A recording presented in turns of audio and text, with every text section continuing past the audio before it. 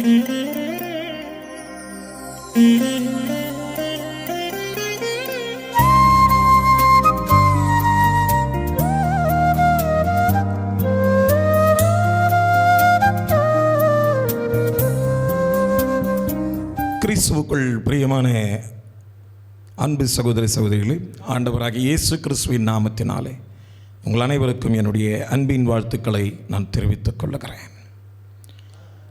நாம் இன்றைய தினத்தில் தியானிக்க இருக்கக்கூடிய தலைப்பு விடுதலையாக்கும் கர்த்தர்.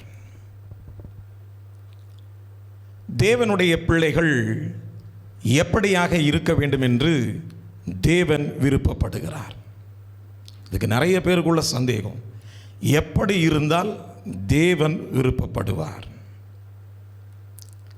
நாம் தேவனை ஆராதிக்கக்கூடியவர்கள் தான், ஆனால் நமக்குள்ளாக ஒரு சில காரியங்கள் தேவனுக்கு உகந்த காரியங்கள் இல்லாமல் தேவனுக்கு பிடிக்காத காரியங்களை நாம் நம்மை அறியாமல் கூட செய்து கொண்டிருப்போம்.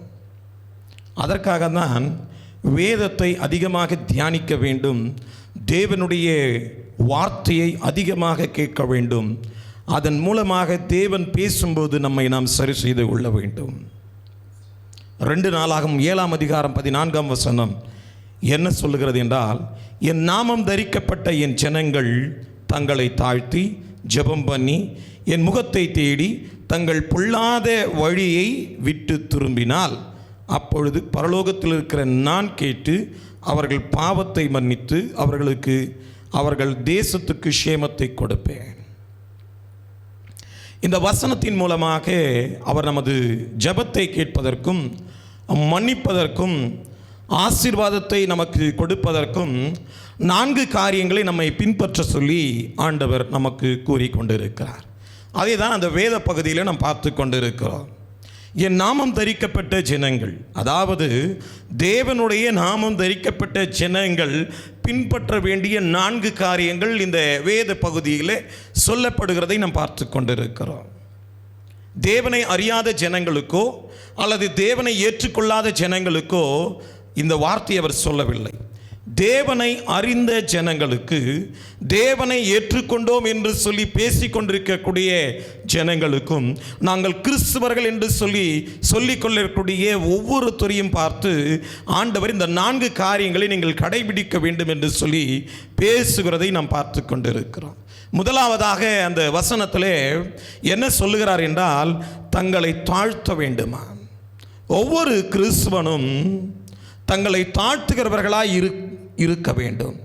ஏனென்றால் தேவன் தாழ்மையுள்ளவர்களுக்கு கிருபை அளிக்கிறார். அவருக்கு பிடித்த ஒரு குணம் என்ன அப்படின்னு சொல்லி பார்த்தீங்க அப்படின்னா, தாழ்மையாக இருப்பது. எவன் ஒருவன் தாழ்மையாக இருக்கிறானோ அவனை தேவன் ஏற்ற காலத்திலே உயர்த்துகிறவராய் இருக்கிறார்.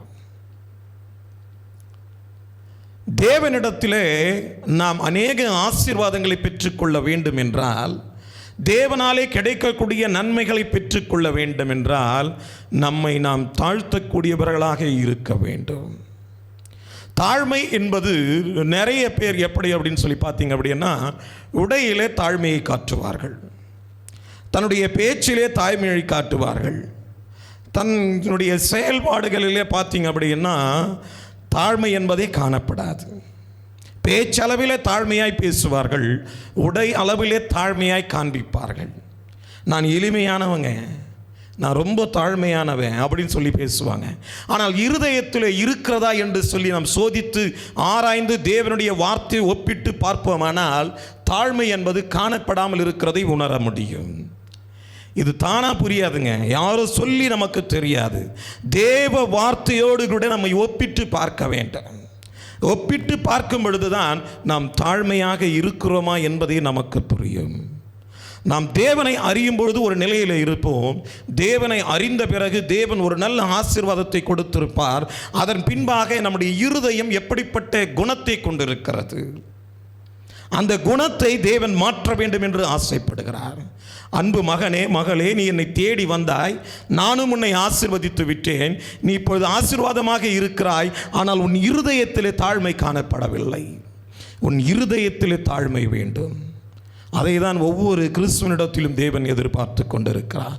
தங்களை தாங்கள் தாழ்த்துகிறவர்களாக இருக்க வேண்டும். இன்னைக்கு பார்த்தீங்க அப்படின்னா எங்கே பார்த்தாலும் தன்னை உயர்த்தி கொள்வதற்காக பல முயற்சிகளை எடுத்து கொண்டிருக்கிறார்கள் கிறிஸ்துவர்கள். அதாவது உயர்வு அப்படின்னா என்ன அப்படின்னா, தன்னோடு கூட வாழக்கூடிய, தன்னோடு கூட பயணிக்கக்கூடிய, தன்னோடு கூட சபைக்கு வரக்கூடிய மக்களோடு கூட தங்களை உயர்த்தி கொள்ள வேண்டும், தான் பெரியவன் அப்படின்னு சொல்லி காட்டிக்கணும் அப்படின்னு நினைக்கிறாங்க. அது தவறானது. தேவன் உனக்கு இந்த நிலையை உருவாக்கி கொடுத்திருக்கிறது. நீ தாழ்மை உள்ளவனாக நடந்து கொள்ள வேண்டும். இரண்டாவதாக அந்த வேத பகுதி சொல்லுகிறது, தாழ்மை உள்ளவர்களாக இருந்து நீங்கள் ஜெபம் பண்ண வேண்டும், ஜெபிக்கிறவர்களாக இருக்க வேண்டும். நல்ல ஜெபிக்கிற கிறிஸ்துவர்களை தேவன் எதிர்பார்த்து காத்து கொண்டிருக்கிறார். இன்னைக்கு பார்த்தீங்கன்னா பக்தி என்கிற பெயரிலே ஜெபம் இல்லாமல் போகிறதை பார்த்து கொண்டிருக்கிறோம். ஜெபத்திற்கு நேரம் குறைவாக கொடுக்கப்படுகிறதை பார்த்து கொண்டிருக்கிறோம். ஜெபிப்பதற்கு முக்கியத்துவம் கொடுக்காத ஒரு சூழ்நிலையை பார்த்து கொண்டிருக்கிறோம். ஜெபத்திலே ஜனங்கள் வழிநடத்தப்படாதபடிக்கு வாழ்கிறதை பார்த்து கொண்டிருக்கிறோம். ஒவ்வொரு கிறிஸ்துவனுக்கும் மிகவும் அவசியமான ஒன்று என்னன்னு சொல்லி பார்த்தீங்க அப்படின்னா, அவர்கள் ஜெபம் பண்ணுகிறவர்களாக இருக்க வேண்டும். வேதம் சொல்லுகிறது, சோதனைக்கு உட்படாதபடிக்கு விழித்திருந்து ஜெபம் பண்ணுங்கள். சோதனைகள் வரும், பிரச்சனைகள் வரும், போராட்டங்கள் வரும். அவைகளை எதிர்கொள்ள வேண்டும் என்றால் நீங்கள் ஜெபம் பண்ண வேண்டும். ஜெபிக்கிறவர்களாய் கிறிஸ்துவர்கள் இருக்க வேண்டும் என்பது தேவனுடைய பிரியமாய் இருந்து கொண்டிருக்கிறது. முதலாவதாக சொல்லுகிறார், தங்களை தாழ்த்த வேண்டும். இரண்டாவதாக கிறிஸ்துவர்கள் ஜெபம் பண்ண வேண்டும். மூன்றாவதாக சொல்லுகிறார் அந்த வேத பகுதியில் என்ன அப்படின்னா, என் முகத்தை தேடக்கூடியவர்களாய் இருக்க வேண்டும். அவருடைய முகத்தை நாம் தேடக்கூடியவர்களாய் இருக்க வேண்டும். ஆண்டவருடைய முகத்தை தேடினால்தான் நம்முடைய அக்கிரமங்கள் வெளிப்படும். எப்படி அப்படின்னா, ஆண்டவருடைய முகத்தில் வெளிச்சம் உண்டு, அந்த வெளிச்சத்திலே நம்முடைய அந்தரங்க பாவங்கள் தெரியும். ஆண்டவருடைய முகத்தை நோக்கி பார்க்க வேண்டும். முகத்தை நோக்கி பார்த்தால்தான் நாம் எந்த சூழ்நிலையிலே வாழ்ந்து கொண்டிருக்கிறோம், என்ன செய்து கொண்டிருக்கிறோம் என்பது நமக்கு புரியும். அவர் முகத்தை தேடுகிறவர்களாய் இருக்க வேண்டும். அவர் முகத்தை தேடும் பொழுதுதான் நம்முடைய வாழ்க்கை மாற ஆரம்பிக்கும். நான்காவதாக இந்த வேத பகுதி சொல்கிறது, தங்கள் பொல்லாத வழியை விட்டு திரும்பினால். பாருங்க, என் ஜனங்கள் அப்படின்னு சொல்லிட்டு நான்காவதாக இந்த காரியத்தை சொல்லுகிறார், தங்கள் பொல்லாத வழியை விட்டு திரும்பினால். வசனம் சொல்லுகிறது, என் நாமம் தரிக்கப்பட்ட ஜனங்கள் அப்படின்னு சொல்லிட்டு இந்த நான்காவதாக இந்த காரியத்தை சொல்லுகிறார், தங்கள் பொல்லாத வழிகளை விட்டு திரும்பினால். அதாவது பொல்லாத வழியின் தெரியும், அந்த வழியை விட்டுடணும். அதை தான் ஆண்டவர் எதிர்பார்க்கிறார். என்ன பொல்லாத வழி என்பது உனக்கு தெரியும். அந்த பொல்லாத வழியை நீ என்ன பண்ணணும் அப்படின்னா விட்டு விலக வேண்டும். அதை தேவன் எதிர்பார்த்து காத்திருக்கிறார். பொல்லாத வழியை நீ விட்டு ஆண்டவரை நோக்கி பார்க்கிறவனாக இருக்க வேண்டும். 4 காரியங்களை இந்த வசனத்தின் மூலமாக ஆண்டவர் சொல்லுகிறார். நம்மை ஆசீர்வதிக்க வேண்டும் என்றால், ஆண்டவர் நமக்கு ஆசீர்வாதத்தை தர வேண்டும் என்றால் 4 காரியங்களை சொல்லுகிறார். 1, தங்களை தாழ்த்த வேண்டும். 2வது, ஜெபம் பண்ண வேண்டும். 3வதாக அவருடைய முகத்தை தேட வேண்டும். 4வதாக தங்களுடைய பொல்லாத வழிகளை விட்டு திரும்ப வேண்டும். இந்த 4 விஷயத்தை நம்ம செஞ்சோம் அப்படின்னா அப்போ ஆண்டவர் பார்ப்பாராங்க. எங்கிருந்து பார்ப்பார் அப்படின்னா, பரலோகத்தில் இருக்கிற நான் கேட்டு, வசனம் சொல்லுகிறது, பரலோகத்தில் இருக்கிற நான் கேட்டு அவர்கள் பாவத்தை மன்னித்து அவர்கள் தேசத்துக்கு சேமத்தை கொடுப்பேன். ஒருவன் மனம் திரும்புகிறதினாலே எவ்வளவு பெரிய ஆசீர்வாதம். தன்னுடைய ஜனங்கள், தேவனுடைய பிள்ளைகள் தேவனுக்கு பிரியமாய் நடக்கிறதுனால என்ன பெரிய ஆசீர்வாதம் பாருங்க. அந்த தேசத்துக்கே சேமத்தை, நன்மையை கொடுப்பேன் என்று சொல்லுகிறார். பரலோகத்திலிருந்து நான் கேட்டு அவருடைய பாவத்தை மன்னிக்கிறது மட்டுமல்லாமல் அவர்கள் தேசத்திற்கு சேமத்தை கொடுப்பேன். அவருடைய தேசத்திற்கு நான் சேமத்தை கொடுப்பேன். நாம் தேவனுடைய வார்த்தையின்படி கைகொண்டு நடப்போமானால் நம்மை மன்னிக்க அவர் வல்லவராய் இருந்து கொண்டிருக்கிறார். ரட்சிக்க வல்லவராய் இருந்து கொண்டிருக்கிறார்.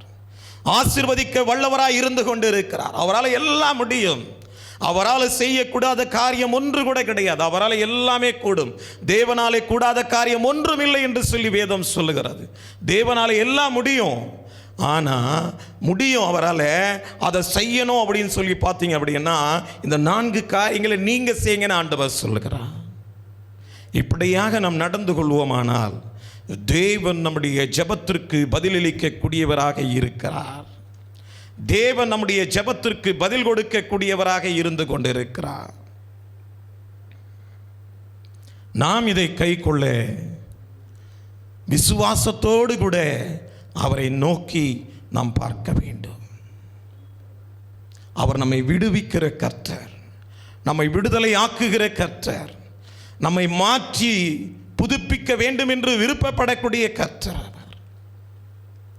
அதாவது ஒரு சாதாரண மொபைலை பார்த்தீங்க அப்படின்னாவே அப்டேஷன் கேட்குது. ஒவ்வொரு நாளும் புதுப்பிக்கப்படணும் அப்படின்னு சொல்லி சொல்லுது. நிறைய ஸ்டோரேஜ் ஆன பிறகு மீண்டுமாக நீங்கள் எல்லாவற்றையும் டெலீட் பண்ணி என்ன பண்ணணும் அப்படின்னா மறுபடியும் அதை புதுப்பிக்கணும்.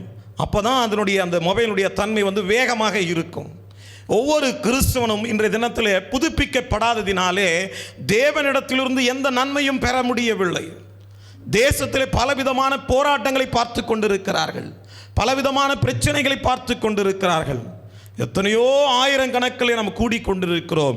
ஆனால் தேவனுக்கு பிரியமாய் வாழ்ந்து கொண்டிருக்கிறோமா என்பது மிகவும் அவசியமானது. ஒருவன் தேவனுக்கு பிரியமாய் வாழ்கிறவனாய் இருந்தால் பரலோகத்திலிருந்து அவர் பார்க்கிறவராய் இருக்கிறார். நம்முடைய ஜெபத்தை கேட்கிறவராய் இருக்கிறார். நம்மை மன்னிக்கிறவராய் இருக்கிறார். நமக்கு ஆசீர்வாதத்தை கொடுக்கிறவராய் இருக்கிறார். அன்பு சகோதரனே, சகோதரியே, தேவன் கேட்கிற இந்த 4 குணங்கள் உன்னிடத்தில் உண்டா? தேவன் எதிர்பார்க்கிற இந்த 4 குணங்கள் உன்னிடத்தில் இருந்து கொண்டிருக்கிறதா என்பதை பார்த்து ஆராய்ந்து பாருங்கள். அப்படி இல்லை அப்படின்னா இப்பொழுதே தங்களை நீங்கள் தாழ்த்தி ஆண்டவரை நோக்கி ஜெபம் பண்ணி ஆண்டவரை நோக்கி பார்த்து நீங்கள் உங்களுடைய பொல்லாத வழிகளை விடுவீர்களானால் இன்றைய தினத்திலிருந்து ஒரு பெரிய மாற்றத்தை பார்ப்பீர்கள். இன்றைய தினத்திலிருந்து ஒரு பெரிய ஆசீர்வாதத்தை பார்ப்பீர்கள். நீங்கள் இதுவரையும் கண்டிராத ஒரு நன்மையை காண்பீர்கள். தேவனுக்கு பிரியமாய் நடக்கும் பொழுதுதான் ஆசீர்வாதங்களையும் எல்லா விதமான நன்மைகளையும் நாம் பெற முடியும். அப்படி இல்லை அப்படின்னா ஆண்டவர் கிருபையாய் ஒரு சிலவற்றை கொடுப்பார். ஆனால் எல்லாவற்றையும் பெறுவதற்கு தகுதியானவனாய் நீ மாற வேண்டும் என்றால் அவன் ஆண்டவருக்கு பிரியமாக நீ நடந்து கொள்ள வேண்டும். அன்பு சகோதரனே, சகோதரியே, இந்த வார்த்தையை கேட்டுக்கொண்டிருக்கிற நீ தேவனுக்கு பிரியமாய் வாழ்வாயானால் தேவன் உன்னை ஆசீர்வதிக்க வல்லவராய் இருந்து கொண்டிருக்கிறார். ஆண்டவர் உன்னிடத்தில் எதிர்பார்க்கிற அந்த காரியங்கள் உன்னிடத்தில் உண்டா என்பதை சோதித்து ஆராய்ந்து பார்.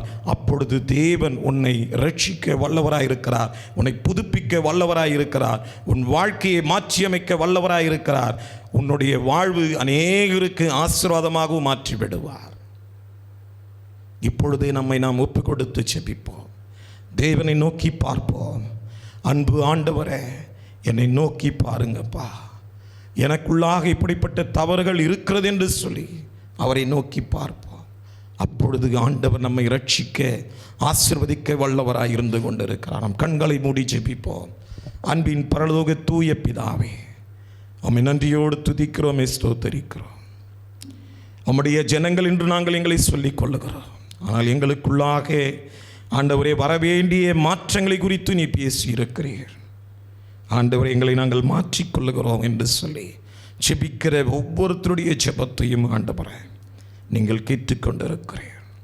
அப்பா தகப்பனே, நம்முடைய பிள்ளைகள் எப்பொழுதும் நல்வழியிலே நடக்க வேண்டும் என்று நீ பிரியப்படுகிறவராய் இருக்கிறீர். உமக்கு நன்றி ஆண்டவரே. இந்த செய்தியை கேட்ட ஆண்டவரே சுவாமி, ஒவ்வொருத்தரையும் பேர் பேராய் நீ தொட்டு ஆசீர்வதித்தருளும். அவர்களுக்குள்ளாக ஒரு புது ஆண்டவரே ஒரு காரியங்கள் நடக்கட்டும். ஒவ்வொருத்தரும் புதுப்பிக்கப்படட்டும் ஆண்டவரே. தொடர்ந்து ஆசீர்வதிக்கப்படட்டும். உம்மை பின்பற்றி நடக்க உதவி செய்தருளும். இயேசுவின் சர்வ வல்லமையுள்ள நாமத்தால் ஜெபிக்கிறேன், ஜீவனுள்ள பரிசுத்தமுள்ள நல்ல பிதாவே, ஆமென். கர்த்தர் தாமே உங்கள் அனைவரையும் ஆசீர்வதிப்பாராக. ஆமென்.